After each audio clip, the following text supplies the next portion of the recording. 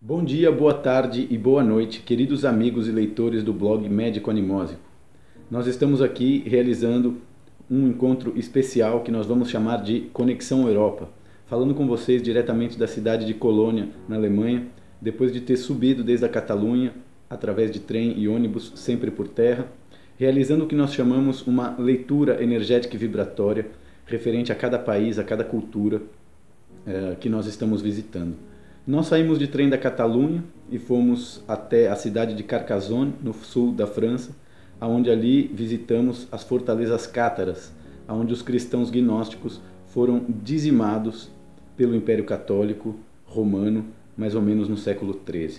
Saindo da cidade de Carcassonne, nós estivemos por algum tempo em Paris, onde pudemos caminhar pelas ruas e ver a situação que a imprensa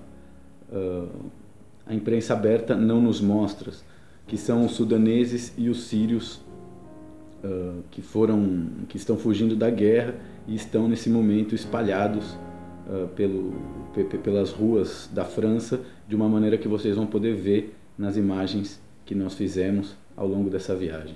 Depois de passar por Paris, nós fomos de ônibus direto para a Alemanha, na cidade de Munique, onde conhecemos algumas cervejarias e tivemos a oportunidade de experimentar a história local desde uma perspectiva psicosférica.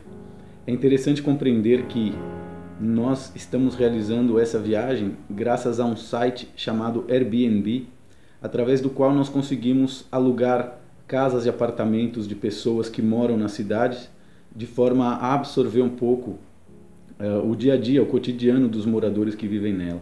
Existe uma grande diferença em hospedar-se em hotéis, em fazer turismo de uma maneira simplesmente consumista e absorver a realidade psicosférica das pessoas que alugam suas casas para turista. No continente europeu, esse site tem feito uma grande revolução, não só o Airbnb, como também o BlaBlaCar, que são sites que nos permitem viajar de carona, fazendo pagamentos e realizando negócios através da internet. Vale a pena você tentar realizar suas viagens dessa forma, ao invés de alimentar, digamos assim, o sistema de turismo corporativo. Logo depois da cidade de Munique, nós nos dirigimos de ônibus, uma viagem de mais ou menos 10 horas, para a cidade de Colônia, que está na fronteira com a Holanda, para onde nós nos dirigiremos a seguir. E nós gostaríamos de compartilhar essa viagem com os nossos espectadores daqui do nosso canal do YouTube. Gostaríamos de agradecer a todos aqueles que têm realizado terapias e feito doações. Vocês têm possibilitado que essa viagem se estenda ao longo do continente europeu. Uma das coisas que eu gostaria de frisar e separei como tópico e acho que é interessante a gente tratar nesse vídeo durante essa viagem é a fragmentação do corpo de Europa e a fragmentação da consciência dos europeus através das grandes guerras, através dos sistemas políticos que foram implementados aqui nessa região do planeta Terra. Seja o comunismo, seja o nazismo, o nacionalismo, entre outros ismos.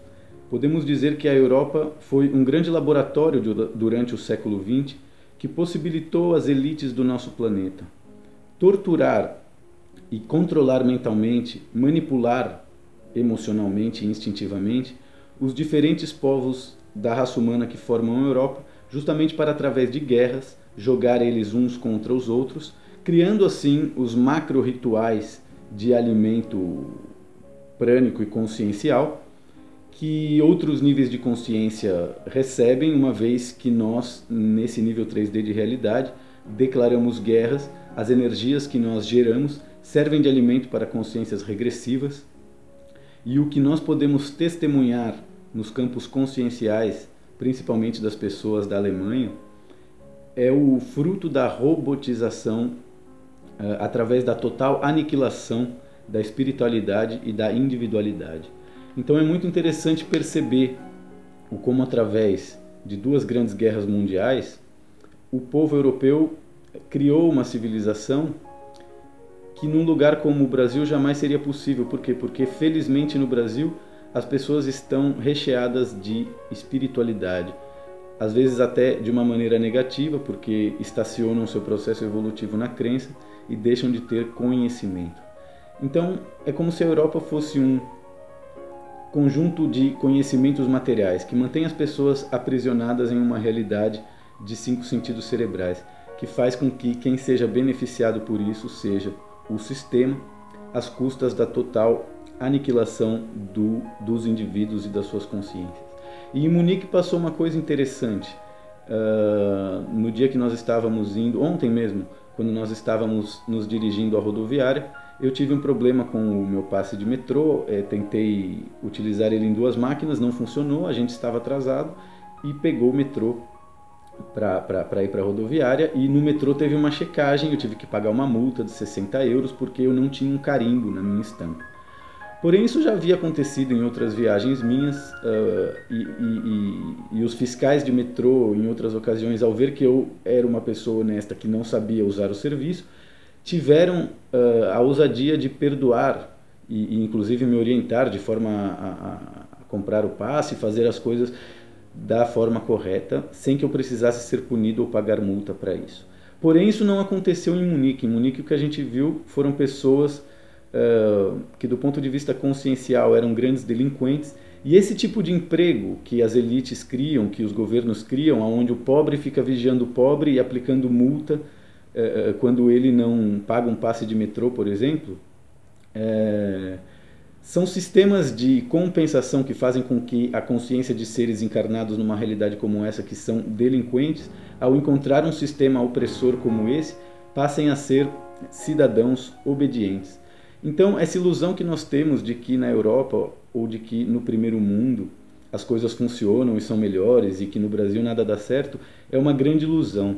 Porque o que a gente pôde reparar, estando hospedado nessas casas de pessoas que são alemãs e que são locais, é que esse desejo pela perfeição, ele sempre morre na praia. Porque quando você precisa de pequenos detalhes, sempre fica faltando alguma coisa digamos assim, no produto final, que essa pseudo-perfeição que essas culturas oferecem através de um comportamento coletivo materializam em nossa realidade. Então, muito mais importante do que viver num país desenvolvido é desenvolver a si mesmo enquanto ser humano, olhar para dentro, perceber por que eu nasci num país de terceiro mundo, por que a frequência de realidade que eu frequento trabalha com essas emoções e não com outras. E nós estamos vivendo nesse momento um processo de violência energética tremendo. O Sol tem mandado tempestades solares para nós, os nossos governos no planeta Terra estão baixo influência, tanto de seres regressivos como progressivos. Nós estamos vivendo o resultado de uma guerra que, na realidade 3D, principalmente no Brasil, tem se materializado através dessas crises, como o impeachment, como a prisão de grandes figuras da máfia satanista que governa o nosso mundo. E claro, tudo isso é possível graças à fragmentação das consciências. As pessoas não têm consciências de quem elas são, elas entram em contato com notícias e estímulos que fazem com que elas busquem um lado da guerra, sem entender que isso anula a sua capacidade de ser indivíduo. Então, muito mais importante do que escolher um lado da batalha nesse momento de tensão que nós estamos vivendo, é perceber os métodos manipulativos que estão sendo usados para levar as massas para um caminho, digamos assim, de cooperação, de socialismo, de democracia, e outras forças regressivas que querem levar as massas para um caminho de hierarquia, submissão, obediência, escravatura, entre outras formas de domínio, que fica claro na postura que os governos de direita e ultradireita e os fundamentalistas religiosos têm tido em lugares como Rio de Janeiro e em todos os lugares onde a religião ainda tem uma forte influência na mente daqueles cidadãos de um determinado estado, de uma determinada região do planeta Terra. Outra coisa importante também, que é legal compartilhar com vocês, é que durante essas viagens eu tenho realizado canalizações periódicas e conexão atemporal referente à energia dessas pessoas com as quais a gente tem se hospedado e se relacionado, e é muito interessante perceber o quanto essa, digamos assim, abundância material e tecnológica que nós encontramos nessas casas e que essas pessoas que nos hospedam podem desfrutar, é como se fosse uma espécie de compensação para a ausência total de uma atuação íntegra espiritual que envolve emoções, instinto, mente, pensamento e não apenas as regras básicas para se manter a ordem na realidade física. E claro, como tudo isso é possível? Graças às guerras, porque ontem mesmo nós estávamos conversando a respeito da grande diferença que há entre a carga de ódio que um brasileiro, que um africano, que um indiano carrega dentro da sua programação existencial, dentro dos seus complexos energéticos e vibratórios, e que um alemão, que um eslavo, que um russo carrega consigo. Devido à história do planeta Terra, devido às grandes guerras que essas regiões promoveram ao longo da história, eu diria que a raiva, o ódio e o sentimento de responsabilidade e as energias de vergonha e culpa que um europeu carrega poderia ser comparado a um vulcão em relação às energias de ódio, vergonha e culpa que um brasileiro, que um africano, que um indiano carrega, que poderia ser comparado a uma flor ou, quem sabe, uma pedra. Então, através dessa comparação figurativa, através dessa metáfora, né, a gente consegue entender que o primeiro mundo nada mais é do que a capacidade de administrar a mentira social que nos mantém aprisionados dentro de um mundo materialista. E uma vez que as pessoas não conectam seus complexos emocionais, mentais e instintivos de forma harmônica, elas passam a viver uma vida aleijada. Por quê? Porque elas estão aprisionadas em 5 sentidos cerebrais e só estão conectadas com aquilo que está acontecendo no mundo 3D.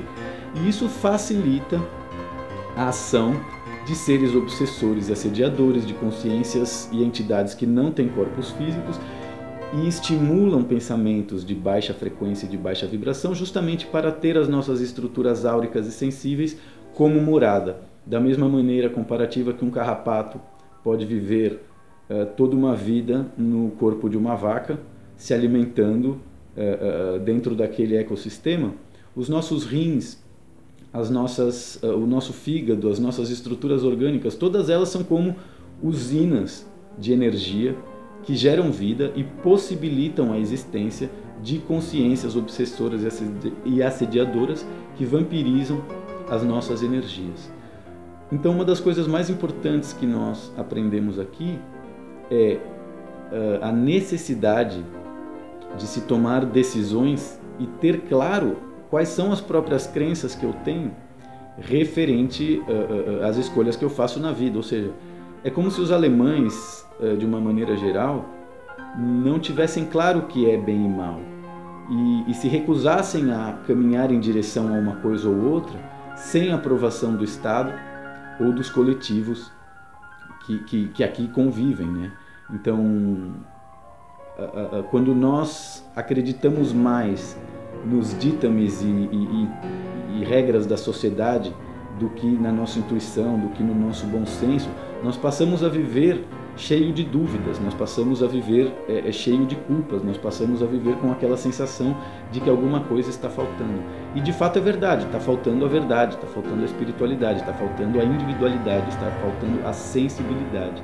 E isso é uma coisa que esses povos germanos perderam por completo, graças à adoração de uma personalidade que hoje em dia é visto como sinônimo de demônio, que é o Hitler, né? Então, assim, o que o Hitler fez na Alemanha da Primeira e Segunda Guerra é muito parecido com o que Jesus Cristo está fazendo no governo, seja municipal, estadual ou federal, do Brasil e principalmente da cidade do Rio de Janeiro. Se vocês repararem na Catedral do Rio de Janeiro, vocês vão ver que ela é uma cópia da Torre de Babel. E a Babilônia foi o lugar do nosso planeta onde toda essa magia negra feita pelas nossas elites através de sacerdotes que criavam religiões e tinham a capacidade de desenvolver processos de hipnose que faziam com que as pessoas ficassem dentro da rede energética de crença deles. E a Igreja Católica é chamada, ironicamente por alguns historiadores, de puta da Babilônia. Por quê? Porque ela foi a igreja, a seita que mais e melhor costurou acordos políticos na época do Império Romano. De maneira que, eu não sei se foi o imperador Adriano, que 300 anos depois da invenção do cristianismo, tornou essa religião a religião oficial do Império Romano. Então, o cristianismo é uma religião que trabalha com a crença, que trabalha com o fanatismo. Quando as pessoas têm crença e não buscam conhecimento, elas passam a ser dirigidas por essas consciências extrafísicas que muitas vezes têm um poder e um nível de psiquismo bastante desenvolvido, mas não trabalham a espiritualidade através das leis do amor, do perdão, da confiança, que são as leis que nos permitem elevar-se desde uma perspectiva energética e vibratória. Eles trabalham justamente com essas crenças que estão embutidas dentro do sistema áurico e sensível dessas pessoas que se sujeitam a ser cristãs, a ter crença e não buscar conhecimento, de forma que cria-se uma simbiose. O que essas pessoas crentes acreditam ser a resposta de Deus, muitas vezes nada mais é do que a manipulação por parte de entidades vibratórias que recebem essa energia com muito prazer. Da mesma maneira que uma criança pode felicitar os seus pais por adorar eles e achar eles as pessoas mais importantes do mundo, independente de aos 3 anos de idade você não saber se seu pai é um criminoso ou não, essas entidades vibratórias de ordem 4D que aceitam as nossas energias de medo, culpa e oferenda, se beneficiam disso e criaram uma relação simbiótica ao longo do tempo, através da qual o cristianismo digamos assim, é a forma oficial. As 3 religiões monoteístas, o cristianismo, o islamismo e o judaísmo, foram as formas mais eficientes de reciclagem álmica que as nossas elites encontraram para manter o rebanho de almas obediente, como ovelhas dentro de um pasto. E os pastores desse rebanho de ovelhas foram sendo, digamos assim, travestidos de novas tendências e formas ao longo das eras. Esse trabalho que no passado, na Idade Média, depois da queda do Império Romano, foi feito pelos sacerdotes católicos, que acabaram sendo idolatrados por esses povos e que depois da guerra foram obrigados a rever a relação deles com a religião, hoje está plasmado na relação que nós temos com os ídolos do esporte, com esses pastores evangélicos que arrastam multidões e enriquecem sem ter que pagar impostos através de doações, justamente porque esses rituais, essas missas, têm o poder de fazer com que esses seres obsessores e assediadores governem a sensibilidade das pessoas de forma a influenciar e manipular as escolhas e por vezes até gerando a possibilidade de uma possessão, que é o que nós, dentro da mnemosia quântica e medicina vibratória, chamamos de personalidades simbióticas. São pessoas que têm um corpo físico e uma personalidade formada, mas que servem de portal orgânico para que outras consciências se manifestem. Todos esses pastores da Igreja Universal, das igrejas evangélicas, pentecostais, eles não são seres com consciência emocional e consciência mental. Eles são portais orgânicos com consciência instintiva que se permitem ser acoplados por consciências de ordem mais elevada e servem para essas consciências como a roupa de um astronauta serve para um astrônomo, um astronauta, ou um buceador, um escafandro, serve de estrutura para que um mergulhador habite a realidade aquática.